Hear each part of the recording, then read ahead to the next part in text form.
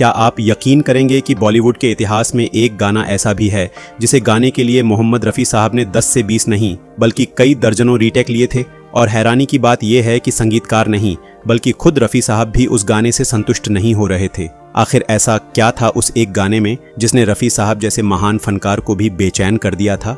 साल था 1964। Legendary SD. Burman film Guide का म्यूजिक तैयार कर रहे थे। रफ़ी साहब इसी फिल्म के लिए तेरे मेरे सपने और क्या से क्या हो गया जैसे मास्टरपीस पहले ही दे चुके थे। क्या से क्या हो गया, तेरे मेरे सपने अब एक रंग। लेकिन आखिरी चुनौती अभी बाकी थी, एक ऐसा गीत जिसे सिर्फ गाना नहीं था बल्कि उसमें एक टूटे हुए इंसान की रूह फूंकनी थी। शैलेंद्र जी के लिखे जादुई बोल कागज पर तैयार थे और रिकॉर्डिंग रूम में माइक के सामने आंखें बंद किए खड़े थे हमारे रफ़ी साहब। साज बजने शुरू हुए। रफ़ी साहब ने पहला टेक लिया। आवाज़ लाजवाब थी, लेकिन कांच के उस पार से बरमंदा बोले, रफ़ी एक और बार। फिर दूसरा टेक हुआ, 5वां हुआ, 10वां और 15वां टेक भी हो गया। रिकॉर्डिंग रुकती। बरमंदा मुस्कुराते और रफ़ी साहब बिना किसी थकान के कहते, दादा एक बार और कोशिश करते हैं। स्टूडियो में बैठे म्यूजिशियंस पसीने से तरबतर हो चुके थे। उन्हें समझ नहीं आ रहा था कि जब सुर इतने पक्के हैं तो आखिर कमी कहाँ है।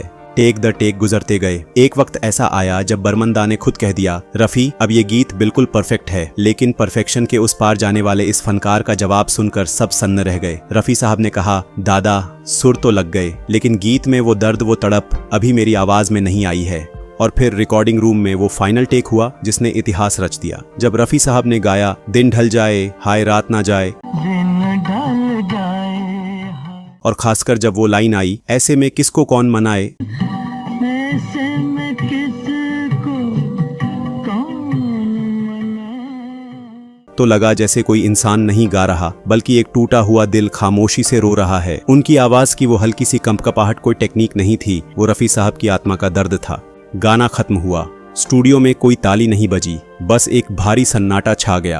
बरमंदा अपनी कुर्सी से उठे। उन्होंने दरवाज़ा खोला, रफ़ी साहब के कंधे पर हाथ रखा और सिर्फ इतना कहा, अब ये गाना अमर हो गया रफ़ी। दोस्तों, क्या आपने कभी दिन ढल जाए सुनते हुए उस दर्द को महसूस किया है?